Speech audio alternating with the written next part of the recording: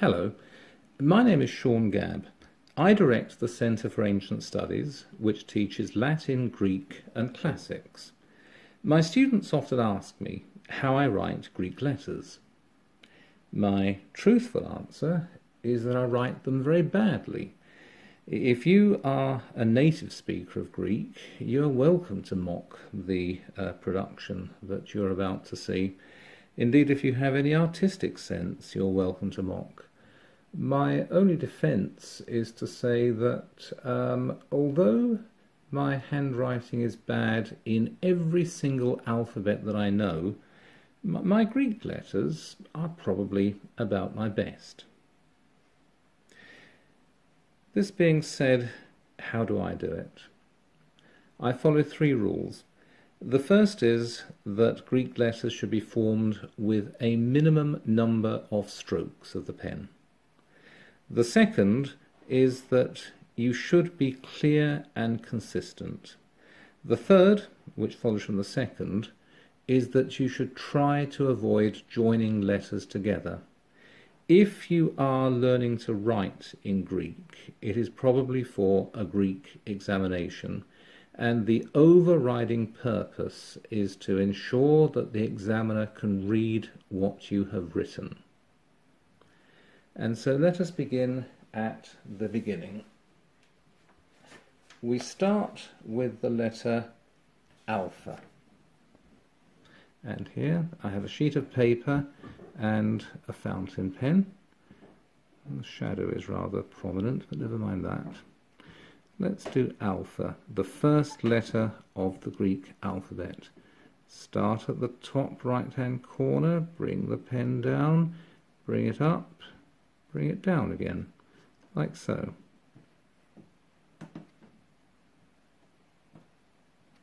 Alpha. Like so. We move to the second letter, beta, the Greek B, which looks rather like a Roman capital B, but with one small difference. Start from the bottom. Bring the pen up like so. 1, 2, and leave a tail for it. It doesn't have to be such a long tail, but it has to be a tail of some kind. Beta.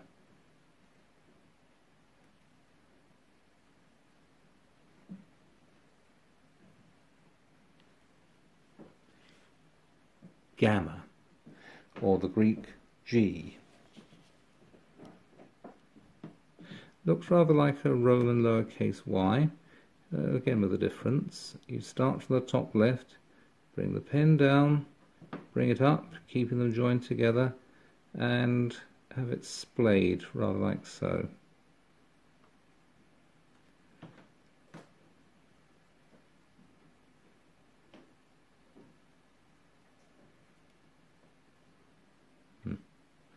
Gamma.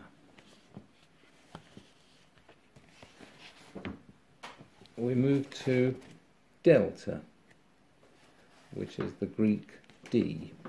And again, this looks like a Roman lowercase d with a difference. You start like so, bring it round, bring it up, and then make a hook.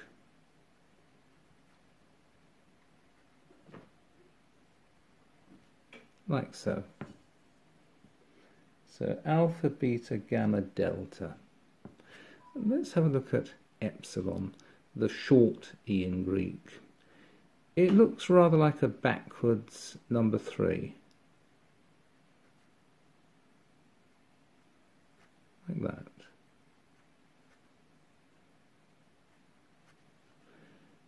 Epsilon. Zeta. That's a slightly hard one, the Greek Z. Make it look a bit like an elongated 3. So start off like so, bring it down, keep coming down, and then the little hook. This is not the only way to do a zeta, but it works and it produces a recognizable character. Eta, the long E sound in Greek. Looks rather like a distorted N, Roman lowercase. So start about halfway up the letter, bring it up, bring it down, bring it up, bring it down, bring it up, bring it down, like so.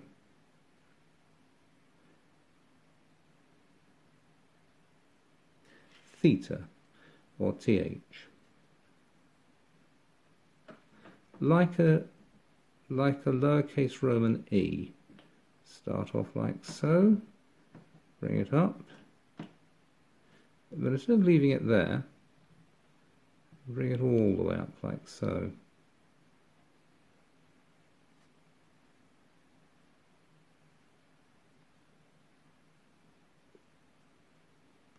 Theta.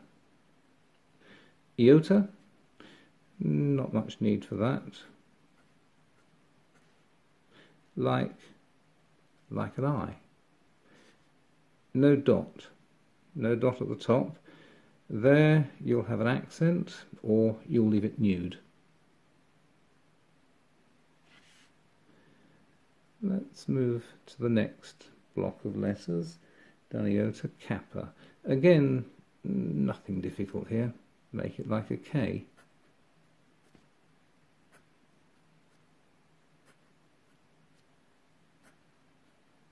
Like so. Kappa. Lambda. A most elegant Greek letter, I've always thought. Bring it down from the left like so. And then like so. A bit like an upside down Y. There's always something so very luxurious. Something so very luxurious about the Greek letter lambda. It may not look luxurious as I write it, but, well, I still like it. Lambda. Next letter, mu, or M. Careful with this one. Bring it from the bottom left, up, down, up, and then another little down descender. Up, down, up, down. It looks rather like a lowercase Roman M, but with that long descender.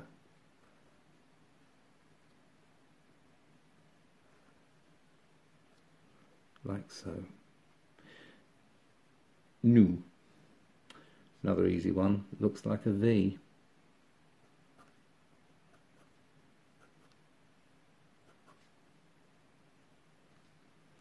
You need to distinguish it.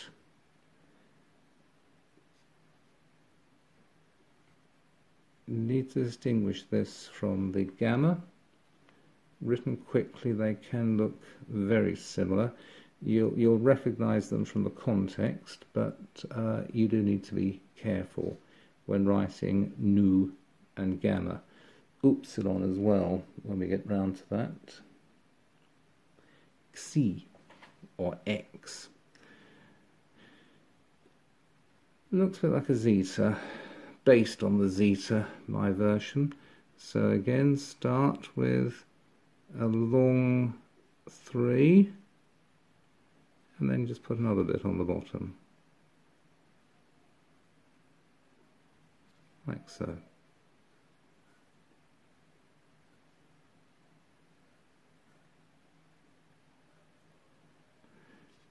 Better ways of doing it, other ways of doing it for sure, but this will be recognised, and that's what matters.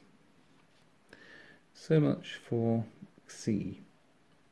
Omicron, don't need to bother. The short O sound in Greek. O, Omicron. Pi, another one, which is easy because we've all done them at school. There you are, 2 downward strokes with a roof. can't mistake it. No problems with pi. Rho. No problems here either. It looks like a Roman lowercase p. Start from the bottom, bring it round. Rho. R in Greek.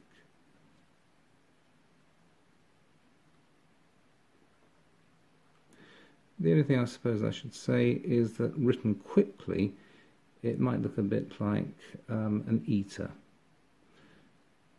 Then again, if you see my handwriting in action, probably all of these letters look like every other.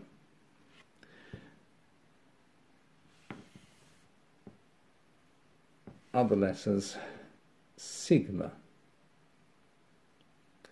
Now there are three ways of doing sigma.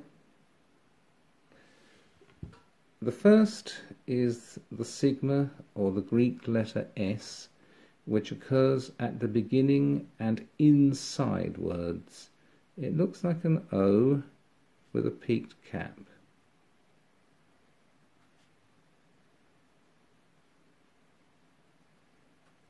Try to distinguish it from a delta.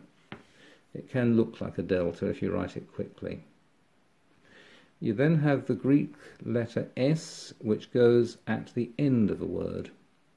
And the books tell you it should look like this. It should look like an S with a bigger top than bottom, like so. But that works just as well. Now I said there are three ways of writing S or sigma in Greek. The third way is what's called the Lunate Sigma, which was used in Middle Antiquity for about 300 onwards. It becomes very common in the Middle Ages, and you'll meet with it in books written in ecclesiastical Greek. I believe you may meet with it sometimes in modern Greek handwriting. So here it is. Looks like a C. Indeed, the Russian letter for S is based on the Lunate Sigma.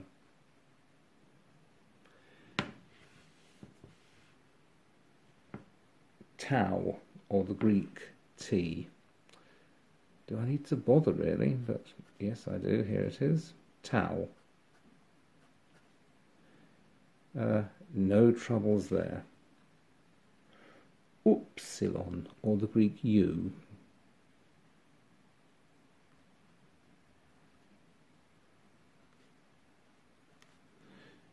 The only thing I would say about Epsilon is that be careful when you write it to distinguish it from nu and from gamma. You'll be surprised what you can do if you're in a hurry, and perhaps you won't be surprised at what I generally do when I'm not in a hurry. 4 additional letters, and let's go to those. Phi, which is the Greek letter for F. Start at the top,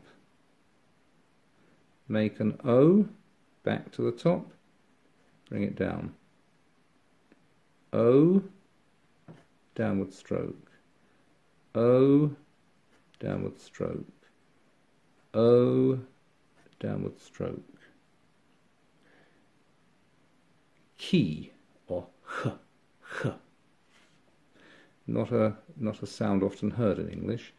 It looks like an X, but let's try to make it as elegant as I can.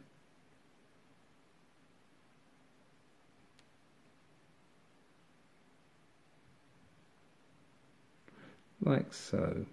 Well, let's give up on elegance.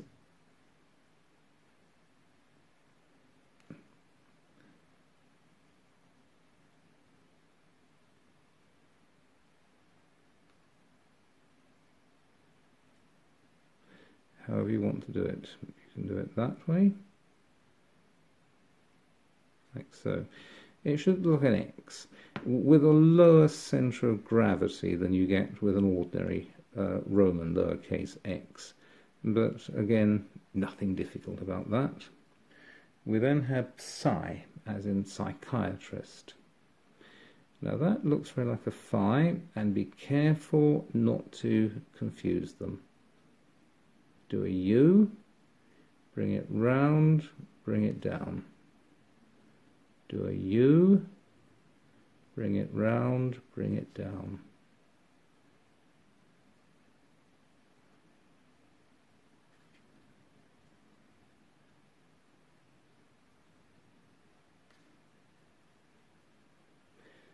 Last of all, we have the omega, which is the long O sound in Greek, and it's simple to produce. It looks like a Roman lowercase w, but with curled ends. They curl in on themselves.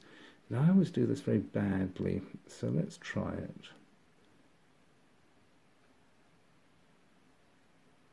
Ah, that looks a bit better.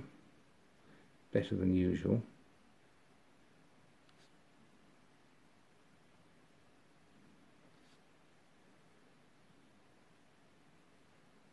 There. Oh, I'm so glad this is on video. It looks rather good. Try not to join the top. If you do, it will probably still be recognized as an omega, but that is probably the best way. Let me move this across so that you can see it rather better. There you are. Right, and let's move it back so that you can have a synoptic view of the entire production, and I think that manages. Because the camera is at an extreme angle, the whole production looks rather more slanted than it is. But those are the Greek letters. That is how to write them. If you've enjoyed this video, or if you found it even moderately useful, you may care to look out the other videos that I've placed on YouTube. Thank you for watching.